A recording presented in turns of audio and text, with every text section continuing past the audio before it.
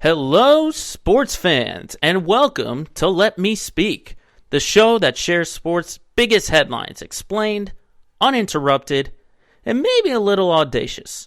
I'm Joe Braverman, and today's topics we'll be discussing are trying to find the Super Bowl favorite in the NFL and making picks for Week 12. Plus, 1 month into the NBA season, the top teams that can keep up their pace. And ahead of Thanksgiving, the things we're thankful for. It's episode 49 of Let Me Speak, and it starts right now.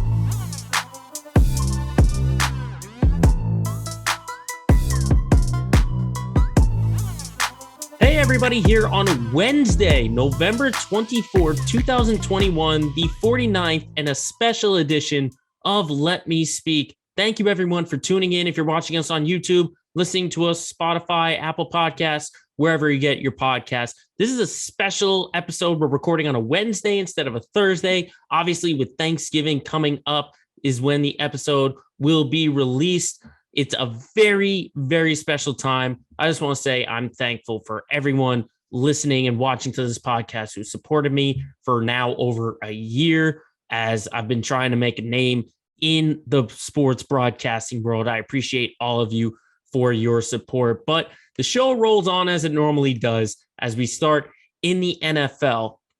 And let me tell you, there is a ton of parity. I mean it, a ton of parity in the NFL. Because after week 11, you now have 22 teams, 22 of the 32 teams in the National Football League have at least 5 wins on the year.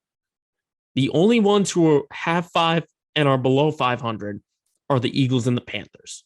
Now, if you ask me personally, most of these teams, I would say, are worthy of the playoffs, are worthy, very worthy of the playoffs. And you kind of have to look at it team by team. And that's really what I wanted to focus on this week, is just figuring out if there's really a true Super Bowl favorite right now to look at right now. And just going at it from where the standings look right now. In the AFC, the Titans are still number 1. But Tennessee just has too many flaws, I think. They showed their flaws during their loss to Houston last week. I mean, you've got Ryan Tannehill, who now is carrying the bulk on offense, throwing 4 interceptions, okay? And 3 of them were in the fourth quarter. I mean, this is not, these aren't the 85 Bears. This isn't the Legion of Boom. These are the Houston Texans, and you're throwing 4 interceptions to them and 3 in one quarter. I mean, that's problem number 1. Problem number 2 is Derrick Henry. The fact that we're now learning just how loss of Derrick Henry was. We didn't see it during that first game against the Rams because honestly, for LA, it was hard to game plan what Tennessee was going to do. And then you have Adrian Peterson. He's released. Deontay Foreman bounced around the league. Jerry McNichols is hurt. Hilliard, I think, was the other guy who had a good game last week. I mean, now the pressure is on Ryan Tannehill, as I just mentioned. I mean, they had 420 yards of offense, but only 103 of them were on the ground. So we're learning that if Tannehill does not make mistakes, then this team is good. This team is really good because the defense wasn't terrible. They only allowed 190 yards of offense to Houston. And then you see, you just see Tennessee making all these mistakes. That's the only way they lose, is that they shoot themselves in the foot. Now, can they still get into the playoffs? Yes, but I don't know how effective they're going to be if they don't find a run game. If they don't have a run game and don't find anyone to keep up the slack, even if Derrick Henry does come back in time for the playoffs, you don't know how effective he's going to be on that foot. They're talking about a January return. I think you hold him out until the playoffs. You got to make sure you get into the playoffs. And obviously this week against New England is going to be huge. Obviously a couple more divisional matchups. But Tennessee needs to not shoot themselves in the foot. That's all they got to do, is not shoot themselves in the foot, especially Ryan Tannehill. And in a similar situation is the Buffalo Bills. I mean, they were number 2 in the AFC, and now they're all the way to 7th after losing to Indy 41-15. Now, it was a bad performance for the Bills. And we're learning now that when Josh Allen isn't on his game, the rush attack has to bail him out. That's the only way they win. I mean, Allen was not great at all. 21 of 35, 209 yards, 2 touchdowns, and 2 picks. Okay. But you also got to keep in mind 13 rushing attempts. Okay. Compared to 35 pass attempts. Okay. And how many yards did they get on the ground? 91. 91. Okay. So they need a run game. They need a run game to be contenders because the defense, obviously, they couldn't stop the Colts run game, but they're a fine defense. I like their secondary. I like their D-line. I like Tre'Davious White as their number 1 corner. But this is all about helping Josh Allen, okay? Josh Allen can't do this all by himself. So Devin Singletary, Zach Moss, Matt Breida, someone's got to bail Josh Allen out. Someone's got to bail him out. But speaking of the Colts, I mean, they're becoming such a dark horse in the AFC. I know they're 9th right now, and they're sitting with the record of 6-5, but they can make some noise if they continue to win, okay? They can make some noise if they get into the playoffs because Jonathan Taylor, after his 5-touchdown game, has now entered the realm of Derrick Henry, Nick Chubb, Alvin Kamara, Dalvin Cook, just running backs that you fear. Running backs that you fear because he's now leading the league in rush yards and touchdowns. Okay. And not only that, but when you have Carson Wentz on his 2 feet and not dealing with a bunch of injuries, when you have an Indy defense that's finally coming around after an 0-3 start, you also have the best turnover differential in the NFL. I mean, you've only given away the ball 10 times in 11 games. That's very impressive. And having that plus 15 differential is huge. So I think Indy can make some noise, but they just got to keep winning games. They got to keep winning games. At number 2 in the AFC is the Ravens. The Ravens have to be fully healthy. And I feel like they have to be the Super Bowl favorite because the fact that they're winning games without Lamar Jackson, okay? They won in Chicago. I know it was really close. I know it was close between those two. But the fact is, when you're salvaging games like this, that's why it's similar to Arizona in the NFC. When your backups are winning games and keeping your status alive, that's where I think the good teams separate themselves from the great teams, is because Baltimore, without the best player in football, maybe the MVP in Lamar Jackson, they're still winning these games. That's why I think at this moment, Baltimore is the favorite. I know people want to talk about Kansas City proving their doubters wrong. I just still don't know, because even last Sunday when they beat the Cowboys, Dallas didn't have Amari Cooper. They didn't have CeeDee Lamb. Their defense is getting better, though. I'll give them credit for that, because Chris Jones and Frank Clark on the D-line were great at getting to Dak Prescott. But offensively, they only scored 19 points against Dallas. So that's why the jury is still out in there. Cincinnati, LA, the Chargers, they're just too young. I think the Steelers kind of had a bad start, and that's what put them behind the 8 ball. And then I don't trust the Browns and the Raiders. So from the AFC side of things at this moment, I think the Ravens are the favorite in the AFC. I think they're the favorites in the AFC. But moving over to the NFC, I think, just looking at it right now, I think the Cardinals have to be the favorites, because just look at it team by team. Look at all the teams that have 5 wins, okay? Outside of Arizona, you have the Green Bay Packers. Packers losing to the Vikings. When you have Aaron Rodgers at the quarterback position, if he doesn't have Aaron Jones, this team is not good. You'd have to think with Aaron Jones in that lineup, and no disrespect to A.J. Dillon, because he's a great back, but Aaron Jones is a top 15 running back in this league. He's a difference maker, and Aaron Rodgers does not have to throw the ball as much as he has to. That's what keeps me from saying Green Bay. That's what keeps me from saying Green Bay. It's just these kind of games where you're dropping them to Minnesota. It's those kind of things that sort of make me scratch my head. Similar to Tampa Bay, they have games against Washington or New Orleans where they just don't look like themselves. And obviously they're going to get healthier. We're seeing how much of a difference Rob Gronkowski back in the lineup makes. Once Antonio Brown comes in, we don't know how he's going to be. Defensively, are they going to have a healthy secondary when they have to face guys like DeAndre Hopkins, like Devontae Adams, Amari Cooper, Cooper Kupp, all those guys? Will defensively Tampa Bay be able to keep up? And that's similar to Dallas. Dallas has to get healthy and use the offense around it. Dak Prescott looked awful, absolutely awful. And I'm not just saying it because he's my fantasy quarterback and he didn't even register 1 point. He didn't even register 1 point. Okay. He was picked off multiple times. And, it was just, again, it was a short time to adjust without Amari Cooper, but a healthy Dallas team, I think, can be contenders. But the problem is they're just very, very inconsistent. That's where I sort of hold it on, because Dallas in years past, they can't do it in December. They can't do it in January. Once they start doing it in those 2 months, then talk to me about them being contenders.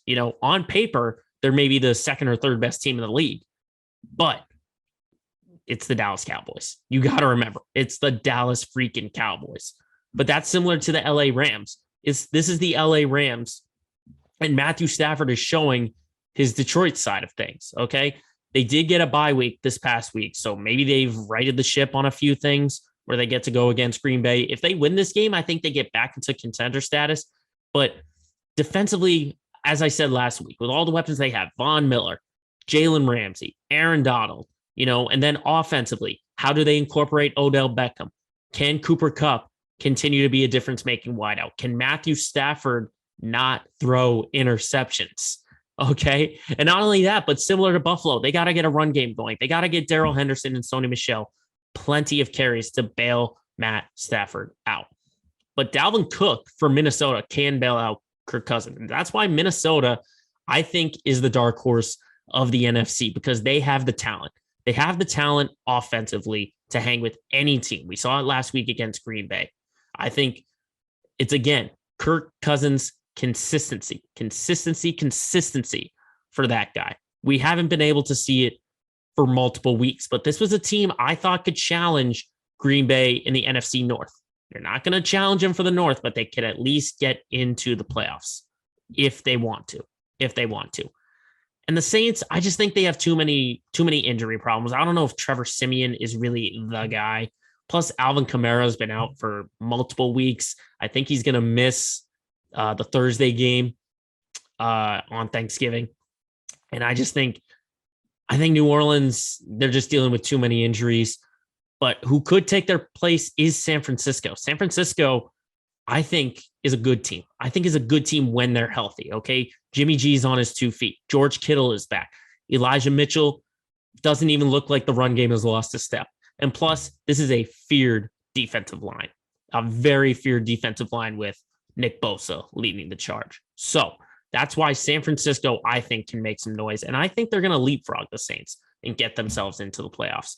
And meanwhile, for the Eagles and the Panthers, I just think, there's still, Carolina's got the talent, but I don't know if they just have the consistency. Obviously, losing last week to Washington. Who knows if Cam Newton maybe gives them an energy boost or whatever. And then similar to the Eagles, kind of a young team. Jalen Hurts, again, in this kind of spotlight sort of thing. They're still a very young team, not quite as talented as teams ahead of them, but I think they can be contenders probably next year, those two, the Eagles and the Panthers. But who knows? Things could all change after week 12, which is a great segue, I should say, into our Pick'em segment, where the theme is all about family. So kind of sounded like Vin Diesel there. So ladies and gentlemen, I throw it to a segment recorded earlier in the day with a very special guest. This is NFL Week 12 edition of Pick'em. Now, because this is our Thanksgiving edition, we thought we'd bring on some family for our Pick'em segment this week for NFL Week 12. A good friend of the show, not just friend, but family. Patrick Sullivan returns to Let Me Speak. Pat, thanks for taking the time out of your day for recording this right before the holidays. Joey, thanks for having me. And I did get a good chuckle out of that. A good friend of the show. I'd like to think I'm your brother-in-law first, but hey, here we are. I mean, Happy you're family to me, but maybe friends to the show or anywhere else. So the last time you were on was a couple of weeks before the big wedding when you married my sister, Julie. And just a quick question. How is the married life so far? Married life's great. Obviously, I very cautious on how I say everything, but not much has changed. But yeah, no, obviously it was a long process. We had to reschedule our wedding due to COVID, and I know a lot of people experienced disruptions to their life. So obviously ours were a lot more minor than what normal people would be going through. But hey, at the end of the day, we were just obviously happy to get married and happy to have everyone there celebrating our big day. And July 4th, a lot of fireworks. We had a good time. And I can tell you personally, it was a lot of fun and definitely worth it. I was very happy on that day. So we brought you on to make some picks. Are you ready to go through the slate of NFL games? Let me just remind you what you're shooting for. Our very first pick'em guest, Johnny Mancerita, still holds the top spot at 13-3. So let's see, Pat, if you are able to top it. You ready to make some picks? Let's pick them. All right. And we'll start obviously with the Thanksgiving slate. You can't have Thanksgiving in football without the Detroit Lions. Unfortunately, they get the Chicago Bears at 3-7. We know that Andy Dalton will start for Justin Fields, obviously out with the ribs injury. And there's still questions about Detroit, if it's going to be Jared Goff or Tim Boyle. We'll have to see what happens there. But Lions still looking for their first win, Pat. Can they get it against Andy Dalton and the Chicago Bears? This is a tough game. Obviously, it's a Rust Belt, like classic Thanksgiving Day matchup. And for me, like I always remember watching the Lions early in the day before we sit down, and whether it was watching Joey Harrington, all these different Lions quarterbacks. But what's the most popular thing about the Lions was I remember them wearing those brown paper bags when the team, and I don't know if they still do, because obviously they're kind of 08-1 or 09-1. This is a tough game. I would have liked to see Fields play, but with Stafford being out, Jared Goff is in. I actually would be leaning. What is the line right now, Joe? The line looks like it is about 3 to Chicago. Okay, I would take the Detroit Lions. You're at Detroit. I think they're fighting for their first win.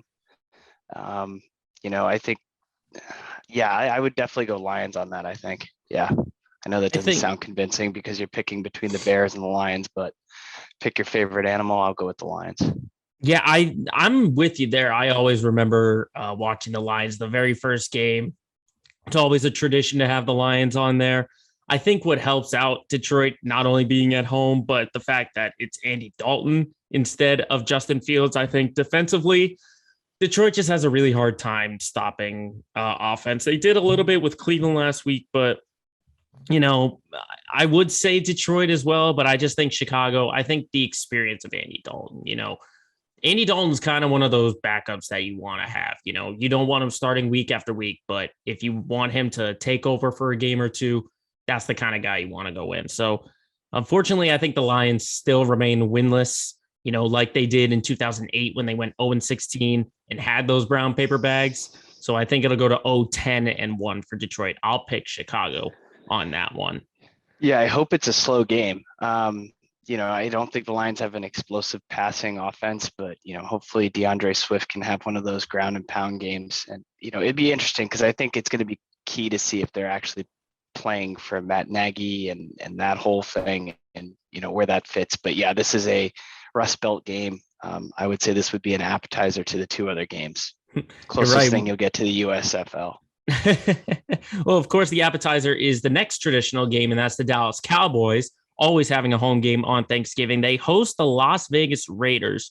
Raiders at 5-5. Cowboys coming off a tough loss to the Kansas City Chiefs, 19-9. They will not have Amari Cooper. We're still waiting word about CeeDee Lamb, if he'll clear concussion protocols, if he'll clear the protocols by that time. But until then, what do you think between the Raiders and the Cowboys? Does Dallas bounce back? Yeah, the line is what? Do you have 7? Are we picking lines or are we picking straight up? Just outright win. Oh, outright win? Yeah, just pick the win. I thought we were picking spread. That's why I went Detroit on the last one, but I'm sticking with it. Give me, I don't know. I think the Cowboys have a very good offensive line.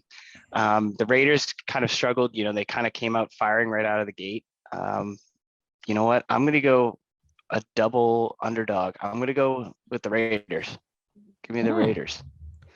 I think Derek Carr is due for a a big game. I think there's a lot of pressure on that franchise just with everything they went with Henry Ruggs, the recent incident, and then obviously with John Gruden. So I think team's in disarray, but the locker room's still a locker room, and I feel like this could be like a trap game for the Cowboys. I don't know. It'll be interesting. Yeah, I think it'll be I think interesting also. Yeah, also, you got to also remember Tyron Smith, one of the best offensive linemen maybe in the entire league. We still don't know if he'll be active or not, but that was really the big difference, I think, in that Kansas City game last week was that they didn't have Smith for the majority of that game. Also, the defense for Dallas just plays great. Micah Parsons, already a front runner for Defensive Rookie of the Year. And, despite not having the weapons, I know they got Zeke Elliott in the backfield. I think Prescott and that Cowboys offense against this kind of Raiders team, like you're saying, I think the organization's just in flux. I'll keep saying it week after week after week. And they're still fighting for a playoff spot. I think it's going to be close, probably a one possession score between the two. But I think the Cowboys at home, especially when they're on this kind of national stage, I don't think they should fumble this opportunity and pick up the victory. Yeah, and if the Raiders win, I think it would be they'd have to rely heavily on Darren Waller. He's unbelievable. I think he's very underrated too. You hear about prominent names, and he's kind of, let's call him like hidden, being out in Las Vegas. Doesn't get the attention, and even like a Hunter Renfrow as a supporting piece is pretty good. So I think if Derek Carr wants to make a statement and get the win, he's going to have to rely heavily on them, and then obviously stop Elliott and Tony Pollard. Exactly. It's going to be the defense who plays better is going to win this game. As then we move to the nightcap between the Bills and the Saints. Buffalo 6-4, now second in the AFC East after dropping, and I don't mean drop, but I mean they got blown out by the Colts last week. And then here come the Saints dropping a game to the Eagles at 5-5. It's sounding like Alvin Kamara is not going to play for a third straight game. What can the Bills do against the Saints? Can they get back on track in New Orleans? Yeah, I think if you look at this game, this seems like a no-brainer, right? This just says, hey, Bills, are going to win outright, especially with the Saints, not being the Saints you always have, right? There's no Drew Brees, there's no Michael Thomas, right? You're talking about almost like a piecemeal team, but they're still playing in New Orleans. I will say that. And I think the Saints, they play different at home. I feel like they, in that dome, usually come out and play with anyone. I think Buffalo just kind of tipped their hat to the AFC that it's a lot more wide open, right? I think it was kind of assumed that Josh Allen and Diggs would be running the AFC for the next 5 to 7 years, but there's a lot of other teams and New England that are kind of right on their heels. And then even, the emergence of Kansas City getting back on the right track. So I would say, I'm going to have to lean. I'd love to see the Saints win because I think the Bills are obviously going to come out firing after that loss. But, give me New Orleans at home. Give me a who dat. It's almost like one of those like 50-50 games where whatever result happens wouldn't really surprise you. I mean, obviously Buffalo is the better team because they have so many more weapons. The Saints dealing with Trevor Siemian at their quarterback position. Obviously, as you said, all the pieces that they're missing. But Buffalo, the only way they lose these games is if they shoot themselves in the foot. And that's exactly what they've been doing. Obviously, last week against the Colts, I mean, no one could stop Jonathan Taylor, even if you put a brick wall in front of him. So, that's not really all Buffalo's fault, but just offensively, we're learning that if Josh Allen has a bad game, then they're pretty much done. So Josh Allen needs to have a good game. It's going to be tough against this Saints team. This defense is very underrated, a very underrated defense, especially in the secondary with Malcolm Jenkins and Marshawn Lattimore. I'm going to ride with you, and I think the Saints at home are going to win this one. I think it's a nice lock pick because you're so unsure about Buffalo, as you said. That AFC is just so wide open. So I'll agree with you, and I'll take the Saints. Yeah, and let's look at it this way. All three games, right? So I think a common thread here is because you're playing on Thursday and Thanksgiving, everyone's on a short week, right? So with the short week, I would give the edge to the defenses and, with, some of what's going on. And I think 3 underdogs. I picked 3 underdogs. However, 2 out of the 3 aren't traveling. So when you throw in that day of travel on a short week, on a holiday, things are in motion. I think defenses kind of have a little bit of an edge playing on a short week. So yeah, I think it's going to be a good game, though. I am looking forward to that Bills Saints game because I think it actually has the potential to be the most competitive game out of the three. But I will say the slate this year is really tough because I think you've come across a few teams that, whether it's been people on the COVID list, you've had a lot of injuries and whatnot. So these prominent teams, which I'm sure they schedule out well in advance, they're not having the Michael Thomases and the CeeDee Lambs and Amari Coopers that kind of bring the big buzz to the game. And, having that Rust Belt game at the beginning is a little tough, especially between Detroit and Chicago. So, well, the good thing is that's like a noon start. So it's not going to be like the most watched game, I don't think. That's true. We'll see what happens on Thanksgiving as now we go to the Sunday slate of games. And a really nice matchup kicks us off in the AFC North between the Steelers and the Bengals.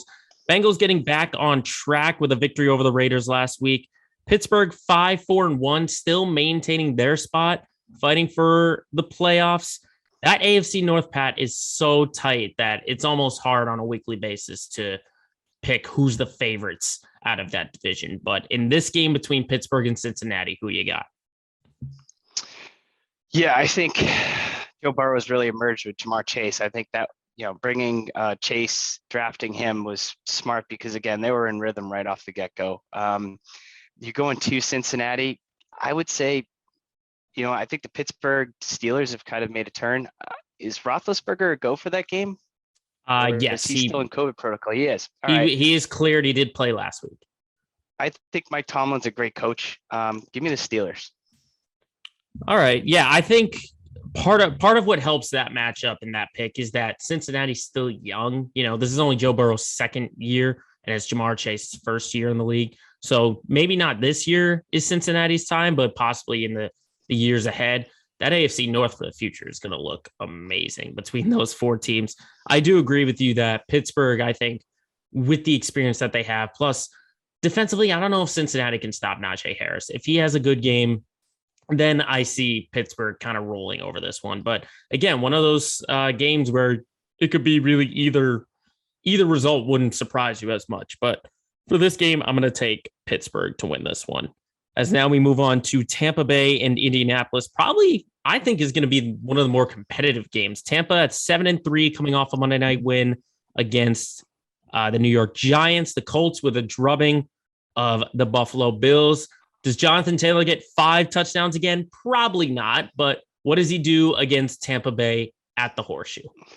Probably not as a safe bet. I think Tampa's the play here. However, I think this game's going to be really competitive, and I think obviously it speaks more on volume of where the Colts stand as a 6-5 team. Obviously, they had that huge win, 5 touchdowns for Jonathan Taylor, but he'll be going against a very strong defensive front of Tampa Bay, right? And the Sue, there's some Jason Pierre-Paul, so there's some monsters on there. So I think Brady will tear it up. He loves playing at Indy. I think he's had Indy's number since Peyton Manning was there. So give me Tampa. I think what's interesting about Indianapolis is they're kind of like this sneaky team that they're good, but no one's paying attention to them because they started so bad. Remember, they started 0-3. But again, I think Tampa just found their groove. I think after that sort of 3-week slate where they dropped 2 games before and after their bye week, they kind of looked at themselves in the mirror saying, we're better than this. And obviously we saw the return of Rob Gronkowski on Monday night, how much of a factor that played in. And then obviously you have Godwin, Evans, Fournette, Ronald Antonio Jones. Brown coming back. Yeah, we're still. He doesn't fake any other COVID thing. Well, he'll have natural immunity. He'll have natural immunity now after testing positive. I agree with you. I think Tampa is they're just too much for Indianapolis. I think it's going to be close, maybe a little bit low scoring. Maybe first team to 20 will win that game, but I think Tampa will win that game because it's Tom Brady. As you said, Tom Brady in the Horseshoe. Very rarely has he lost in that. I think he's only lost like 2 or 3 times. Hats off to the Colts, though. I mean, they had that turnaround from everything that happened with Andrew Luck retiring. I think they brought in Philip Rivers. What's his name? Philip Rivers for a little bit, but getting Carson Wentz and kind of finding somebody that could plug and play, and he's done a pretty good job turning that around. And they've had some marquee wins. So I think it'll be a good game. But yeah, Tampa is my pick. Yeah, you'll hear it in the segment before, but I think Indy can make some noise in the playoffs if they make it that far. But then we move on to Carolina and Miami. The return of Cam Newton was unfortunately a loss last week. 5-6 now, the Panthers, against the Dolphins, who are 4-7. Surprisingly, Pat, after winning the first game in Gillette Stadium, the Dolphins lose 7 straight and now have won 3 straight. So I don't know what to make of this Dolphins team. Can they get past the Carolina Panthers and what looks like the resurgence of Cam Newton? I would say resurgence, but I think you're limited to Cam Newton. I think he does bring a certain energy, and I think that crowd base kind of rallied behind him.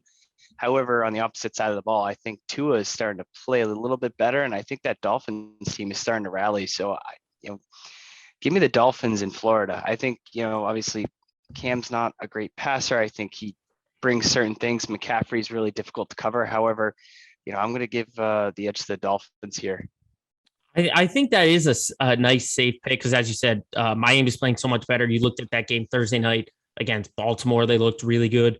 I think for Carolina, though, they're still fighting for that playoff spot. I mean, this is probably maybe since the Super Bowl year for Carolina, probably the best set of weapons they've had on both sides of the field when you have Christian McCaffrey in the backfield, Robbie Anderson, DJ Moore, and then defensively you have Burns, Hassan Reddick. I think this Carolina team, they're still in their minds. They're saying that we're still eligible for the playoffs. So I think they come out guns blazing and they pull the upset in South Florida. I think they win against the Miami Dolphins because this is a Cam Newton. Cam Newton he just feels more comfortable in Carolina. I think that's the biggest factor is under head coach Matt Rule. He just feels a lot more comfortable than he was in New England just because of the situation, the feels. I think Carolina wins this game against the Miami Dolphins.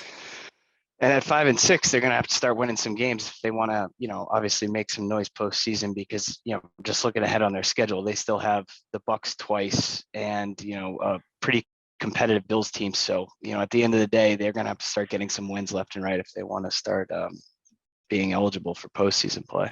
Yeah, we'll see what they can do in the future. But then we go to maybe the game of the week between the Titans and the Pats. Tennessee 8-3, losing to Houston last week, and maybe the biggest upset of the season. And meanwhile, the Patriots are back where they're familiar at the top of the AFC East at 7-4.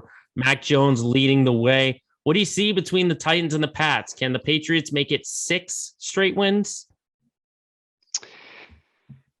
Yeah, so I'm looking right now, and the Patriots are 6.5, close to a 7-point favorite. I think that line is way off. I would say they may be a 3-point favorite, maybe 3.5 if you're pushing it. So at the end of the day, Tennessee's still a hungry, run-heavy team. I still think they have some players. They're very well coached. So, this game has a lot more to it. This was the game that Tennessee came into New England and beat the doors off of the Patriots, and they sent Tom Brady to Tampa Bay essentially. Yeah, was it at Tennessee or was it at New England? It was at New England. It was at New England. They sent Tom Brady to Tampa Bay. So I think the Patriots are going to win, but I think this is going to be a very competitive and close game. So I think the spread, and I think it's just going to be maybe a 1-score game at the end, and I think that would be a 3-point play. Close is give me the Pats. Yeah, close is the key word between these two, because essentially, with Tennessee, the way they succeed is through the run, and now they don't have a run. Losing Derrick Henry is a lot more valuable now that we're realizing, and now AJ Brown is banged up. Julio Jones is still on IR. I think defensively, this team is still good for Tennessee.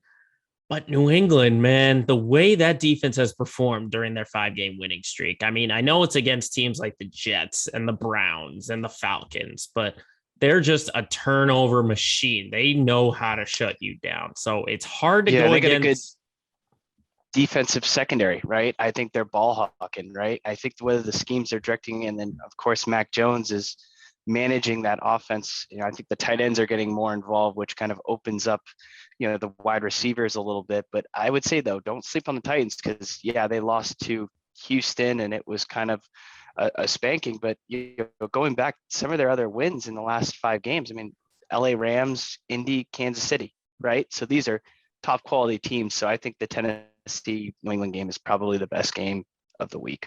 Yeah, it's definitely a close game, and I'll agree with you that I'll ride for the New England Patriots to get 6 straight wins. But now from the AFC East to the NFC East between the Eagles and the Giants, Philly at 5-6, now on the door of the playoffs if they can continue to win these games. Meanwhile, the New York Giants, what a mess they've become yet again, firing Jason Garrett as their offensive coordinator, sitting at 3-7. What do you think between the Eagles and the Giants? Yeah, I think, I don't know. I mean, if you look at the Giants, they've had some close games too. But at the end of the day, I just think the Eagles are a better suited team. The Giants are still in that rebuilding mode and they can't seem to get out of their own way. So give me the Eagles here. I'm not comfortable with the pick, but I would say just Eagles. This is a Philly team. You got to be careful for them. They're sneaking up there. Jalen Hurts is becoming a top 15 quarterback with the way he can run, the way he can throw. I think they're still a little bit too young, which is why I'm not really confident in them making the playoffs. But I think for this game, just the Giants are in total disarray. It could be years until we see them back in contention. I think for this week, I'm going to ride with you that Philadelphia is probably a safe pick. And who knows, this could maybe turn into a blowout, which I'm getting the feeling that Philly is going to find a way to basically humiliate their NFC East rival at home in the division Meadowlands. Game, though.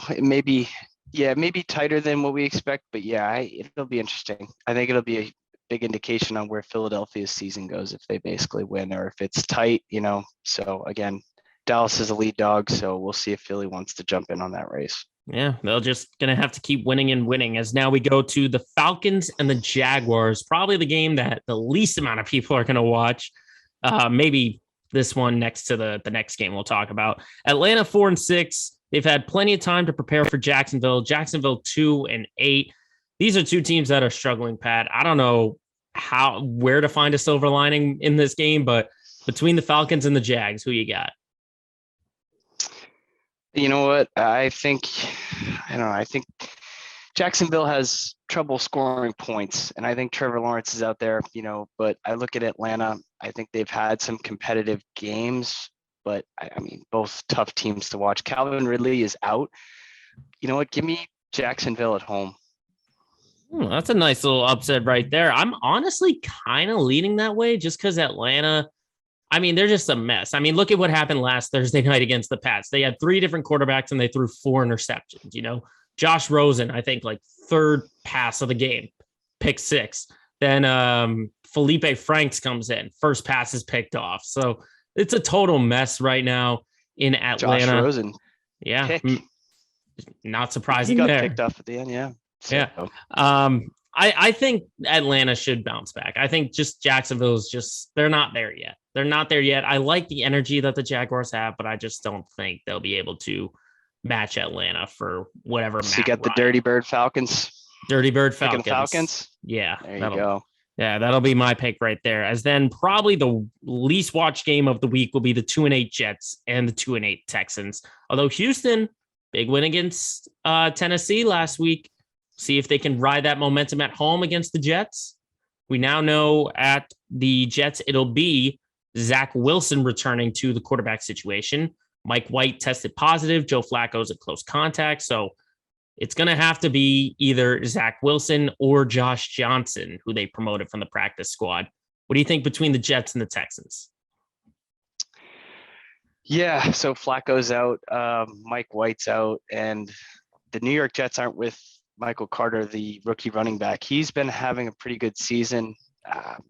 However, I mean, give me the Jets here, I guess. I'm looking at Texans. Yeah, they're coming off a big win. However, Davis Mills, I just can't get. Actually, you know what? I'm flipping my pick.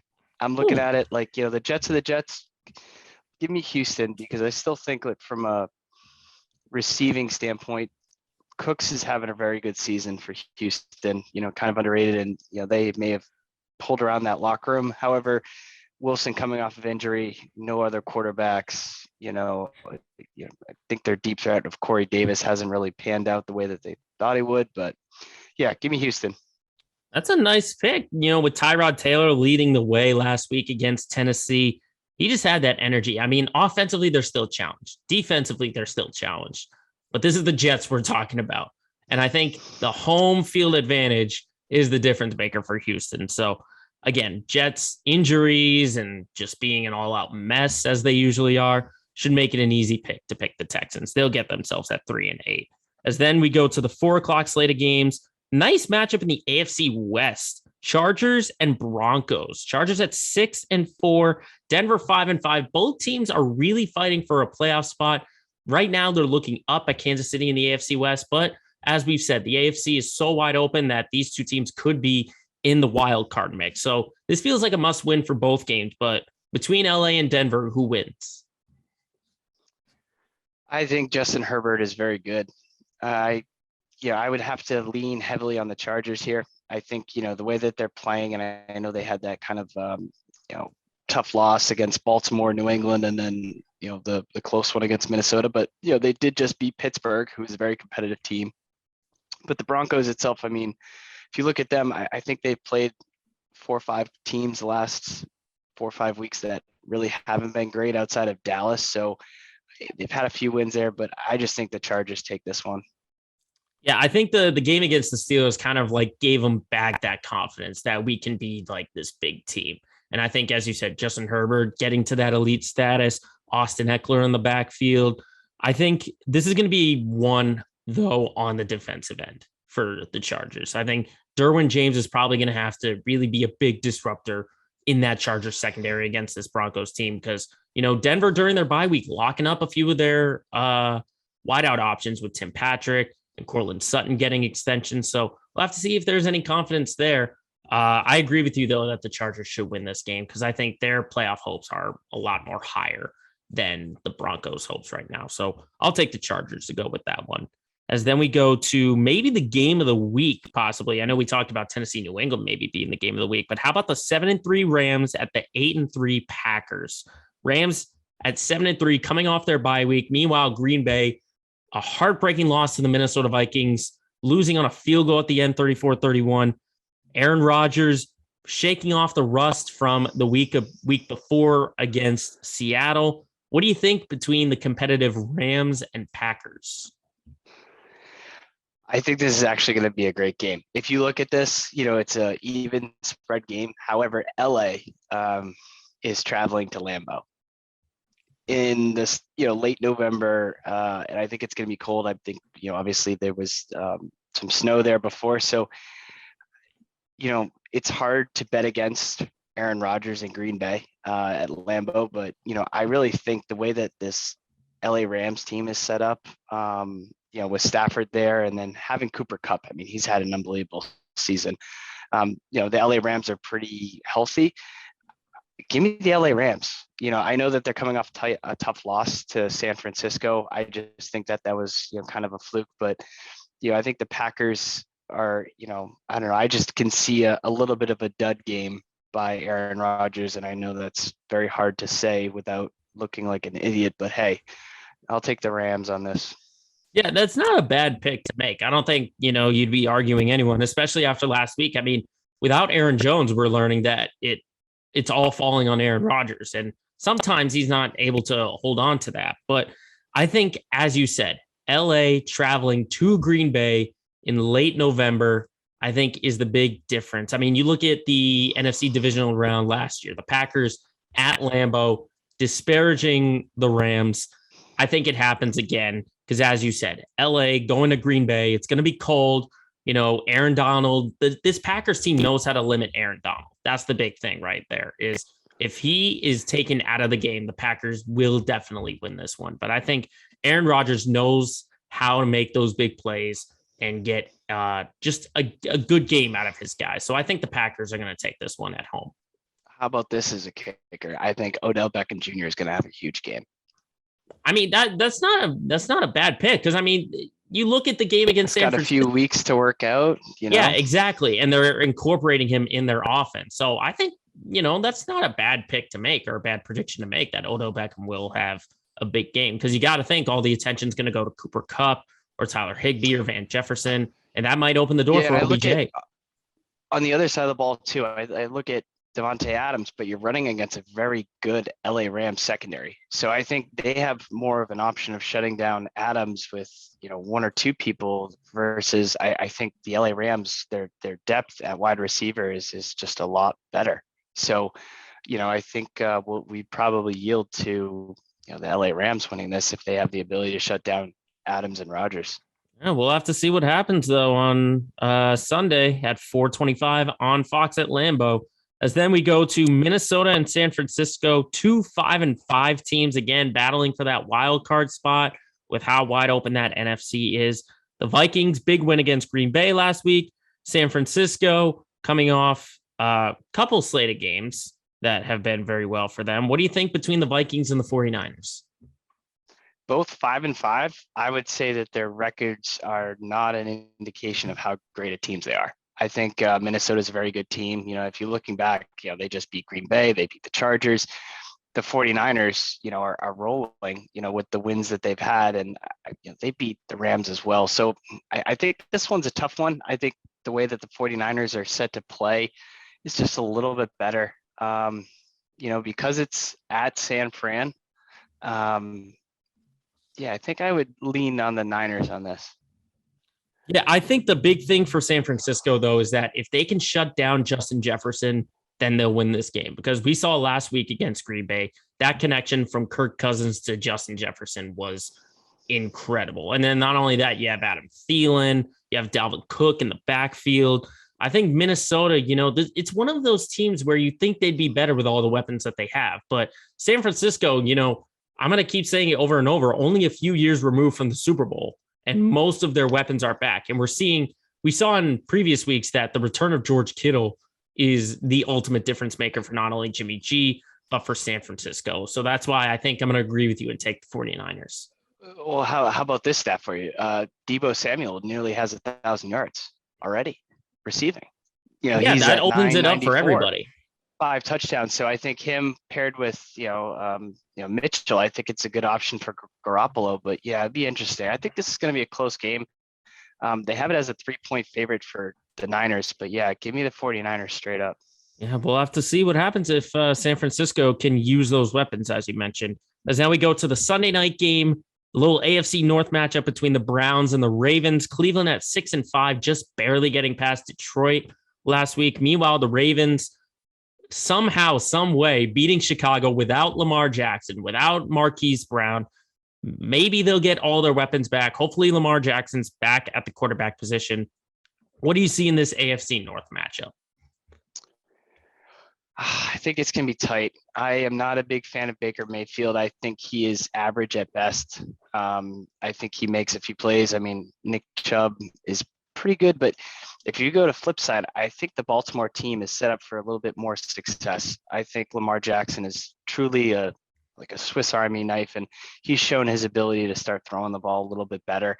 Yeah, I'll take the Ravens, especially with the Ravens being at home.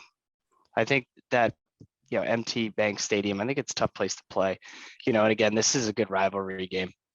I think, if there were people who were going to argue that statement about Baker Mayfield being average, is that he's been banged up this year. I mean, shoulder, knee, foot, those are maybe some of the outs that people might use. But as you said, this isn't the Cleveland team of last year, though.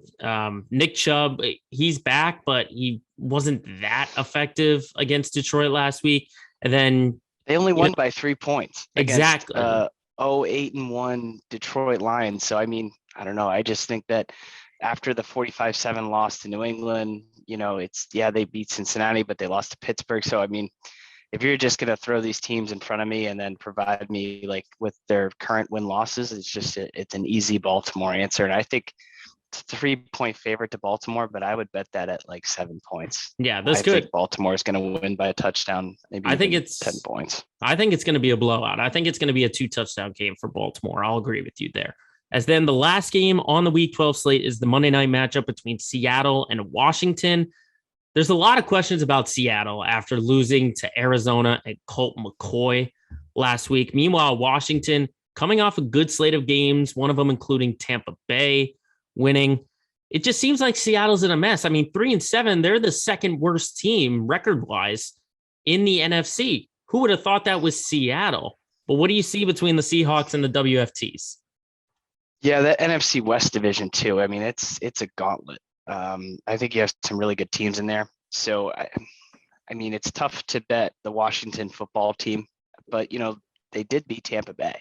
they have a proven track record, in some of these games where they've shown up. But again, are you betting on a team to show up? Are you picking who's more likely to show up? I think a 3-7 Seattle team coming all the way to Washington, D.C. to play on a Monday night game. It's, give me Washington at home. Yeah, I think the big thing is that, it's all on Russell Wilson. It's, he had the finger injury, but you'd think, maybe 2 weeks and he would have been able to shake off any kind of rust. But we saw it last week against Arizona. He was totally ineffective. He couldn't find DK Metcalf. He couldn't find Tyler Lockett. They don't have a run game at all now with Chris Carson on IR. And plus, it's not the Legion of Boom defense. So that's why I think it's safe to pick Washington on this one. And Taylor Heineke is making himself a household name against Washington. He's probably not going to stay there for a long time, but I think for what he's done for Washington in the time that he's been there has been incredible. One of the feel good stories. So that's why I feel like this season is a hot seat. It'll be interesting to see what happens with Pete Carroll at Seattle, because I think that team with Russell Wilson, they're not the Legion of Boom. They have a few good offensive weapons, but again, it'll be interesting to see how that plays out in Seattle, because we could always find another coach, a big name coach, move over to Seattle soon. I think exactly. Pete Carroll, some may say he has a job for life, what he's done there, but what was that? How many Super Bowls did they win? Just one. Just one. Went to 2. So we'll see what happens in the future for Seattle. But that wraps up our slate of NFL games. Pat, thanks for making those picks. And before we let you go, just want to ask you real quick. Obviously, I'll see you at the Thanksgiving table, and we'll talk about what we're all thankful for. But what are some of the things that you're thankful for on this Thanksgiving season? Oh man, I thought you were going to tell me what was my favorite food. What I am thankful for, I'm thankful for. Well, you could include that too if you wanted to. I would say, health, and then family, and friends. So, I think it's a good opportunity to kind of, take a look at everything you have and kind of appreciate it. But then also at the same point, get along. And, it's been an interesting couple of years with COVID. So I think, having a more, I'd say, more as usual as it was before COVID, I think, this Thanksgiving will be like. But yeah, if you're going to say food wise, I would say I love the turkey, love the mashed potatoes, gravy, stuffing, and everything. My favorite part though, and I love setting it up where I eat at 2:00, have some dessert at 4 or 5, and then that 8:00 game. That is prime time for the Thanksgiving sandwich. So it's the, I would say the second plate or whatever, but I'm a big fan of having a little bit of a big sandwich later at night. So it's like a second sort of leftover kind of thing. A big leftover is kind of what you're hinting at. Yeah, it's probably a 6 to 8 pound swing day for me. It goes from heavyweight. Well, the good thing is you are in shape and you'll be able to work that off. I'll try. How about you, Joe? What are you thankful for? Obviously you being my brother, that's a given. And, basically the same thing, health, family, friends, this podcast, obviously great. It's obviously been a different time for all of us with dealing with COVID, but it's nice to sort of get back to normal things. And I know we kind of had a normal Thanksgiving last year despite COVID, but it's still great to be around, the people that love you. So with that in mind, I say, Yeah, go ahead. One more thing for you. I've had this question written down the whole time. You've kind of gone over a lot of the key games. What is your favorite matchup in terms of best jerseys, helmets, this slate, right? We can go through some of the Thanksgiving games and stuff. I know mine right away, just saying what looks the best.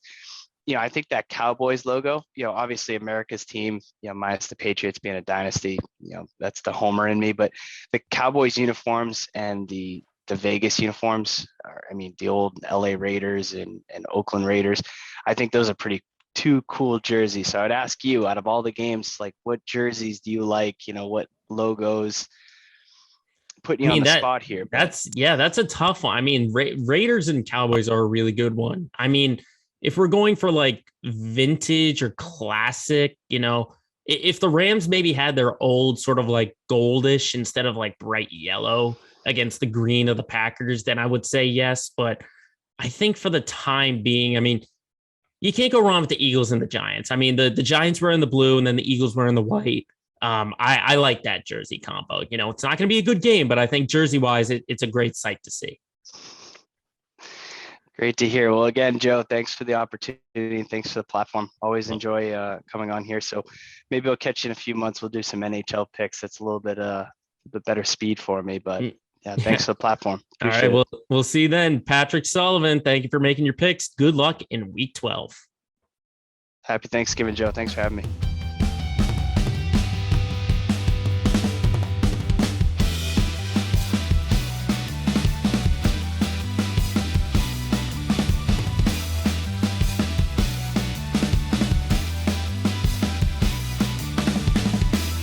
Thanks again to Pat Sullivan. Always great to have my brother on the podcast. As now we shift to the NBA. And last week I talked about some of the teams that have surprising starts so far. I talked about the Wizards, the Hornets, and the Cavaliers. Well, the way things look right now, Washington, 4th place, Charlotte, 5th place, Cleveland, 10th place. So who knows if those are going to be true or not for what I said last week. But this week I want to talk about the top 3 teams in each conference right now, and really just figuring out how are they going to be able to keep their pace and if they're going to keep their pace. So I want to start with the best team in basketball right now. Okay. But there's still plenty of season to play, but I think the Warriors have established themselves. I mean, they've got the best record in basketball at 15-2, and Steph Curry is maybe playing the best basketball of his entire career. I mean, almost 28.5 points per game, top 15 in assists. He's got the most 3-pointers made and attempted. And just watching him on the court, I think, in my opinion, he just feels more comfortable with the pieces around him. I think, he's got Andrew Wiggins, Jordan Poole, Draymond Green. He's still waiting for James Wiseman and Klay Thompson. I just think he's more comfortable. I think he's got the confidence back. This is a guy who is not shy on confidence and swagger and all that. Of course, doing the shimmies after 3-pointers and stuff like that. But I just think there's confidence back in the 3-point shot, because I think when he looks at all the pieces he's got around him, Andrew Wiggins is a great second or third scoring option. He's shown himself to really be a difference maker for the Warriors. And how about Jordan Poole? Jordan Poole, this was a guy who was making noise at Michigan, and now he's playing with Steph Curry. So he's just playing with, guys who are just as good as him. And, as much as I don't like, Draymond Green, I just think with Draymond Green is that, he's so reliant on Stephen Curry. We're seeing that he plays better with players who are better than him, obviously, when he's playing along with Steph Curry and Andrew Wiggins. I mean, when you've got Curry at 28, Wiggins at 19, Poole at 18.5, and then you also got Damon Lee coming off the bench, all the pieces, Bielitsa, Porter, Looney, Andre Iguodala. I mean, this is a confident Golden State team who's still waiting for Klay Thompson, which we're now learning could be coming back soon, because he just had his first full practice in almost 2 years. So we'll see what happens there. I didn't think they'd be this dominant. I mean, it has been a fairly light schedule for Golden State. I mean, they've played 17 games and 6 of them have been against teams above 500, but it's the 20-point plus wins against Charlotte, Chicago, and Brooklyn that have really got me turning a corner on Golden State. Can they still be the number 1 team? Yeah, sure. But I don't think they're going to keep, the 15-2 mark against them. I think, though, when you look at the teams behind them, like Phoenix, I mean, who's hotter right now than the Phoenix Suns? I'll give you an answer. Nobody. Nobody's hotter than the Phoenix Suns. 13 straight wins. And this was a team who many could say could take a step back. But this is no fluke.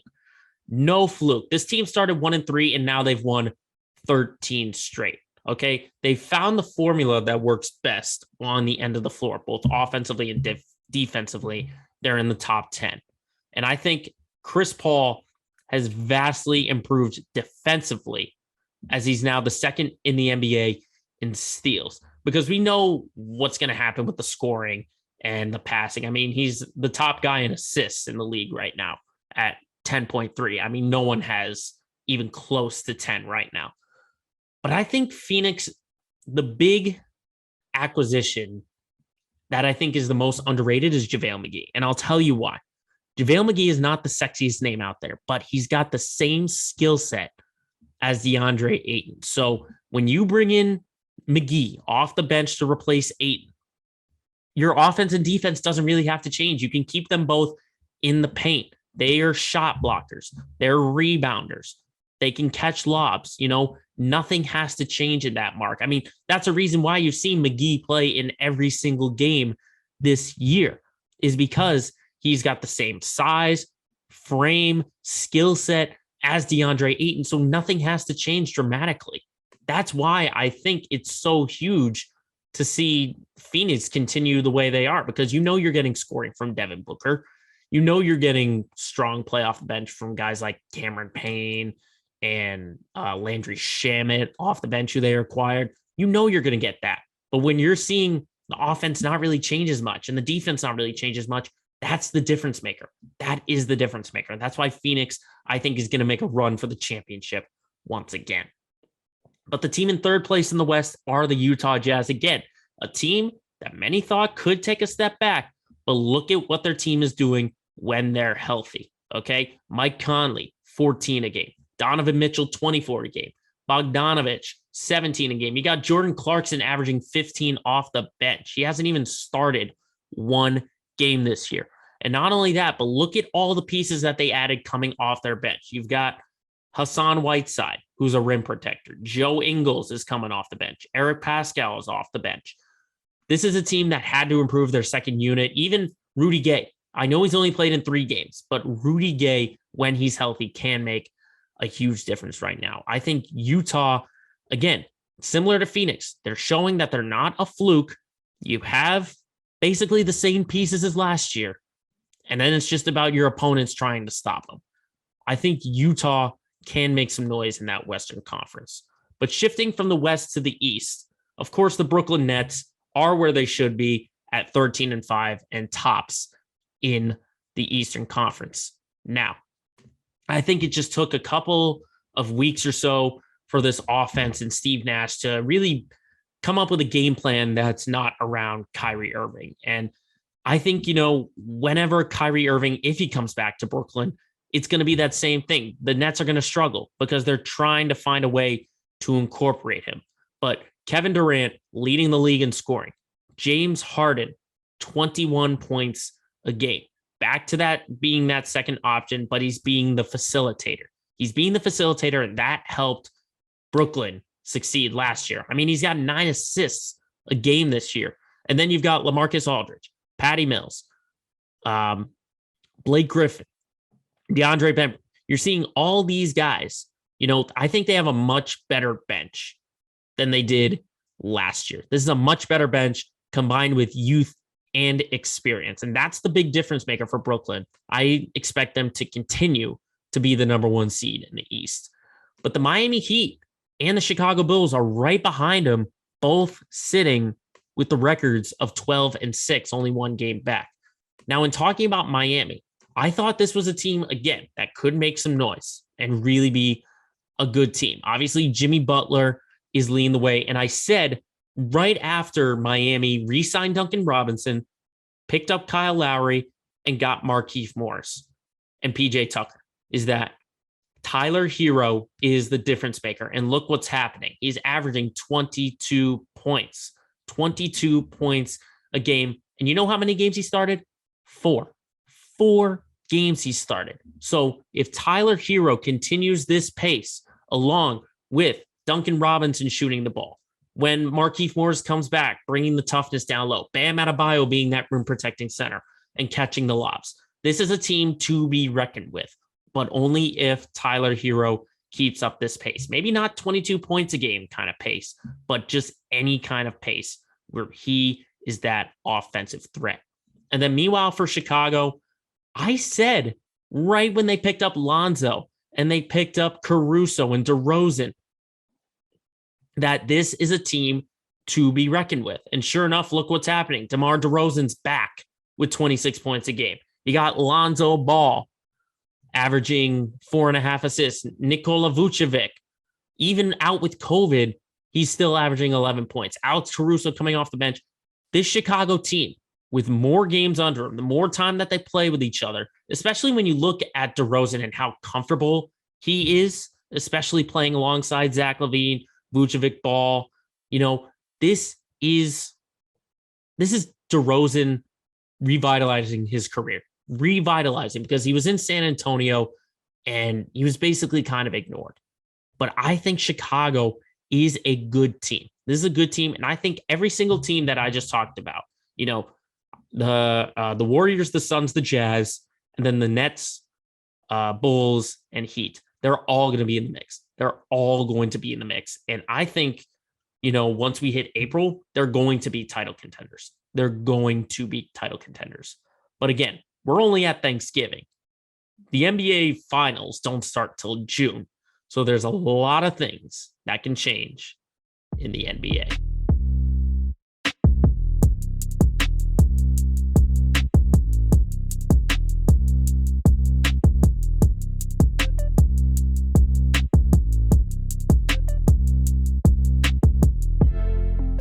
Now, as I mentioned, this is the day before Thanksgiving that we're recording. And of course, everyone's going to have their thankfuls about being thankful for family, friends, health, et cetera, et cetera. But there's a lot of things in the sports world that I'm very thankful for. And I just like to take some time to acknowledge the things that are going on in sports that I'm thankful for.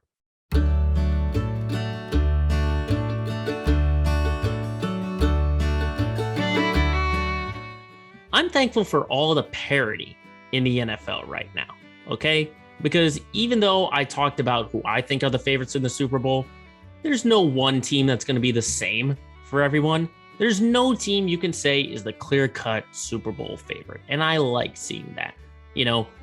It's kind of contrarian to say that because I support the Patriots and they're always in it every single time, but I like seeing parity, not just in the NFL, but in all sports. I'm thankful for all of the parity that's going on in the NFL. I'm thankful for the franchises that continue to be a laughingstock and to give me a good chuckle, like the New York Jets, the Jacksonville Jaguars, the Sacramento Kings, the Miami Marlins, the Baltimore Orioles. Way to keep up your spot in the sports world. Thank you for that. I'm thankful for the new stars that the sports world gave us. Guys like Shohei Ohtani, Ja Morant, Zach LaVine, Fernando Tatis Jr., Vlad Guerrero Jr., Jonathan Taylor, and Cooper Kupp, just to name a few. You always got to have a breakout star, and sure enough, they're going to get their names, hopefully cemented in history soon. I'm thankful to see all those new stars. I'm thankful to see that Giannis Antetokounmpo has a championship now on his resume. This is a guy who's a revolutionary player, where you look at him and say, that guy looks like he should have a championship ring.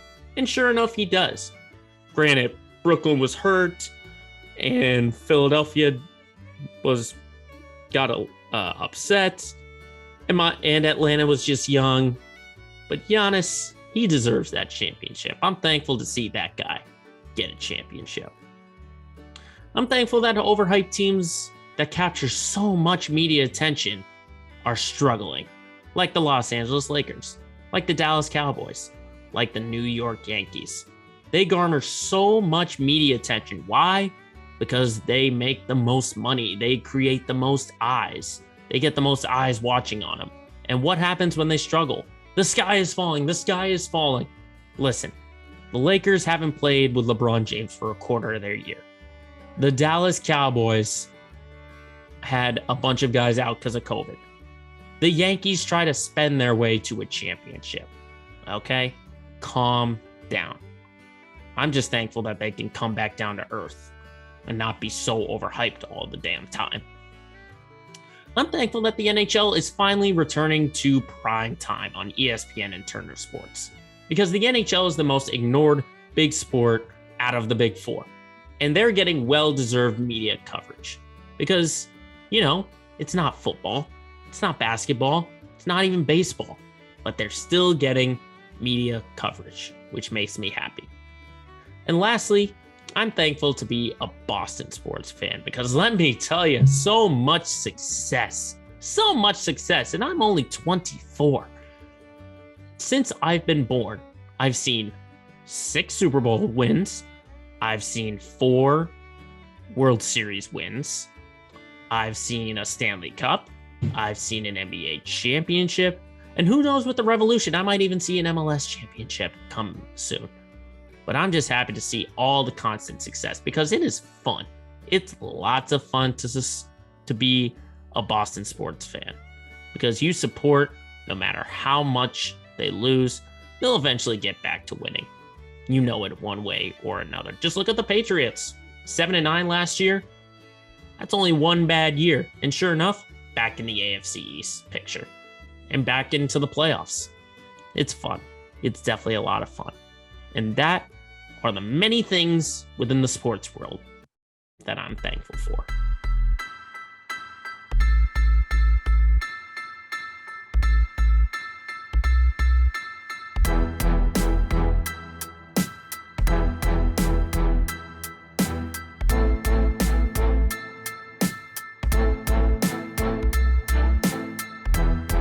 Speaking of Boston sports, let's move on to our Let's Get Local segment of the week. And as we're talking about the Pats now leading the AFC East, they've now won 5 straight games. Now, here's my cautious optimism about New England is that, yes, they're playing great and the defense looks so much better, but you have to look at the schedule that they've had, okay?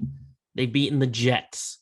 They've beaten the Browns, the Chargers, the Atlanta Falcons. Okay. So these are kind of fairly easy games. You have to remember, you could say like the Chargers were the only legitimate win right now. You have to see, but I mean, going back to the game in Atlanta last Thursday night, 25-0, the defense again, doing its part, 4 interceptions, another pick 6, only allowing 165 yards.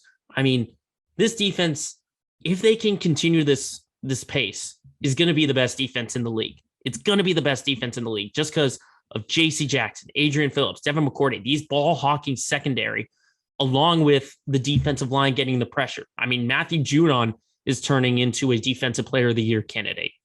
You're seeing guys like Dante Hightower get back into the groove. Lawrence Guy, Dietrich Wise Jr., but it's offensively I've been the most impressed with. It hasn't been all Mac Jones. Only 4 incompletions last Thursday, 22 of 26, 207, a touchdown and a pick. But he's got a run game. He's got a 2-headed monster. He's got Damian Harris and he's got Ramondre Stevenson. So I think this is sort of what I thought was going to happen, was that it was going to be the pieces around Mac Jones who were going to create these victories. Because is Jones a great quarterback? Yes, he's the best rookie quarterback right now in the league and among all of the rookie quarterbacks that were taken. He's without a doubt the best. The jury still remains to be out if he can do it for a very long time. And maybe he can. Maybe he can't. But in terms of this season, the 2021-2022 season, it's been all about the pieces around Mac Jones, defensively and offensively, that are helping this team win. And really the biggest test, I think, to really see how legitimate this team is against the Titans. This is going to be against the number 1 team in the AFC. And like I said in our first segment, Tennessee has their flaws, and they showed it against Houston last week. But Bill Belichick is going to create a game plan where Ryan Tannehill is going to have to win the game for Tennessee. You're going to make your quarterback win, because I think they can shut down the run. They can shut down the run with how much Tennessee has struggled there. You're going to see J.C. Jackson most likely cover A.J. Brown if he's healthy. If Brown can go, it's most likely going to be J.C. Jackson.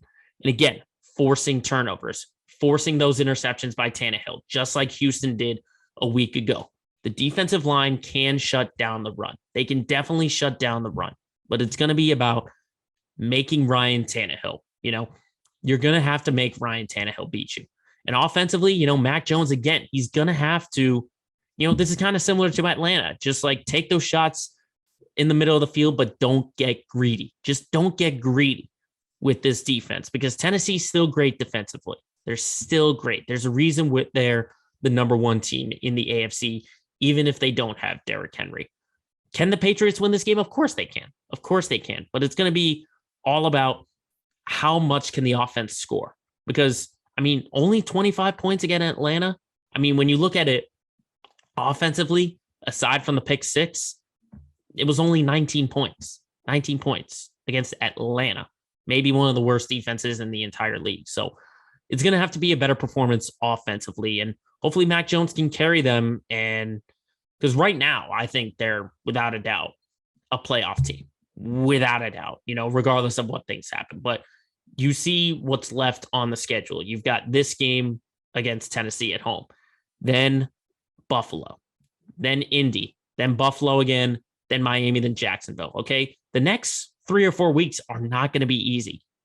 They're not going to be easy. So if you see an opportunity to get off a win, you got to do it. And I think Tennessee might be your best chance at a win with how much they've struggled. But a team that continues to win, just like the Patriots, are the Boston Celtics, as they are now 10-8. They're turning the corner once again after they've won their third straight win. Tonight, they've got the Brooklyn Nets, which is going to be a big test to see how much have they improved. Because I think in the last couple of games, Jason Tatum's got his groove, okay? He's got his groove back.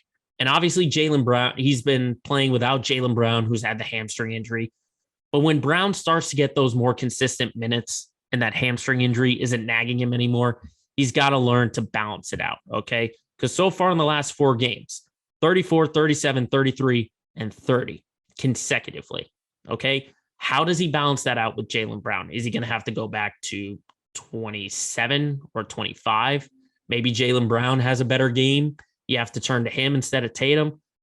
But I think offensively, Dennis Schroeder needs to be involved more, okay? He's the leader of this second unit. He's going to be your 6th man, okay? I expect this team to probably have a small ball lineup late in games when you have Schroeder, Smart, Brown, Tatum, and maybe Horford or Williams on the floor, okay? But this is the leader of the second unit. Look at what Schroeder did in Brown's absence. He scored 23 points a game while he was starting for Jaylen Brown.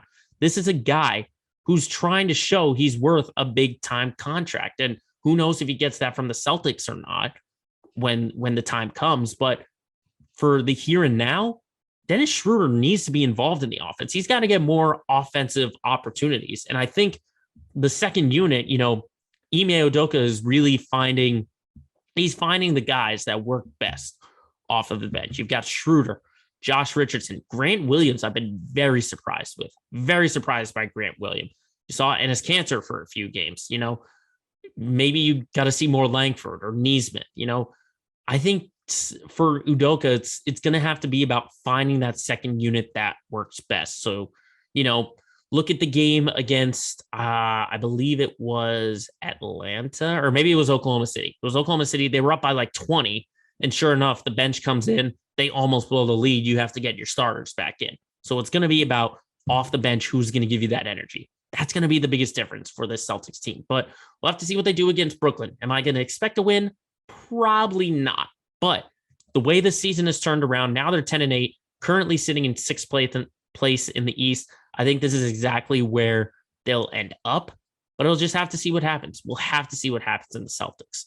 And then lastly, for the other team playing in the Garden, the Boston Bruins, I haven't talked about them as much just because they don't play as much. That's the biggest problem, is that they don't play. They had a game on Saturday, and then the next time they played was Sunday or something like that. They had a whole 6 days off. But for what I've seen, I think energy-wise, this game can be better, okay? Not relying so heavily on Pasternak and Marchand and Bergeron. Just finding the right pairings is what Coach Bruce Cassidy is trying to do. Just really briefly, I'll probably talk about them more when they have more games, but they've only played 15 games so far. So it's really hard to make a judgment on that team just yet. Maybe we'll probably talk more and more about them when they start playing 2 or 3 games a week instead of, 1 and having a 5 or 6 day layoff. So just to all of you who are wondering, hey, where's all the Bruins talk? That's why. It's because they haven't played as much. But with the weather getting colder in New England, the action in New England will surely be heating up.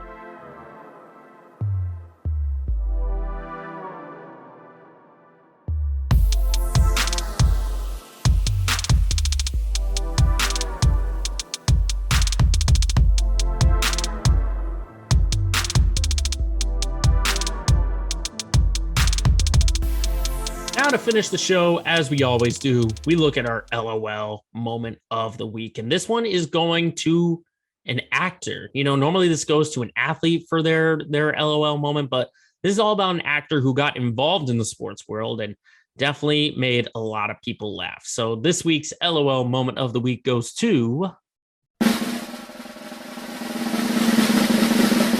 Kevin Hart, the actor and comedian. So basically, all of what he's getting involved in is to promote his Netflix series, True Story, which is a very serious, it's different from the actor comedian. This is very serious, but he was very involved in the NFL during week 11 last week.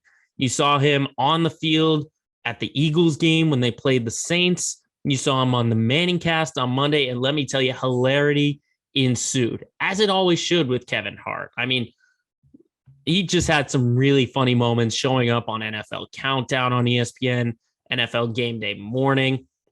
I mean, one of the funniest things, it started on ESPN, NFL Countdown, when he was asked about the Cowboys. I think it was Matt Hasselbeck or Tim Hasselbeck who said, how about them Cowboys? And how does Kevin Hart respond? He just say, why don't you ask me about the toilet tissue in my house about the Cowboys? And sure enough, the whole crew, the whole set starts laughing because Kevin Hart is just that quick with funny little quips like that. That was very funny. And then he was also asked to break down Nick Sirianni's press conference, talking about, I think Sirianni was relating it to like roots or whatever and flowers. And Kevin Hart had the greatest advice, just say, all you got to do is when that's a point where you're lost. And all you got to do is smack the table and say, bottom line, our team's going to be ready to play. And as he was signing off, he did the exact same thing. He's like, the Eagles are just like dirt. And sure enough, smacks the table, being like, bottom line, and everyone starts laughing. But then, of course, the viral moment came on NFL Game Day Morning on the NFL Network. He was doing the interview. Sure enough, the Saints come out, and he interrupts his response to boo the Saints coming out. And he's like, get your ass out of there. And he's just saying, my fans want me to do it. So Kevin Hart, again, making people laugh. And then lastly, he showed up on the Monday Night Football telecast with the Manning brothers. And let me tell you, the way he went after Peyton and Eli, just questioning their brotherhood. He's saying, like, because if you did like each other, you'd be sitting next to each other in the room. And then, explaining the Eli face, saying like, you look at that face like someone farted or something like that. You're there, but you just got to let it go. Just Kevin Hart is a very funny guy, very funny comedian. He's one of my favorites. I love watching his movies, his stand-up specials. So when I saw that he was on the field, when he was on these, pre-games and during the games, I knew I had to click onto it. So Kevin Hart, for being just your natural self, getting yourself once again into the sports world, has landed you onto this week's LOL Moment of the Week.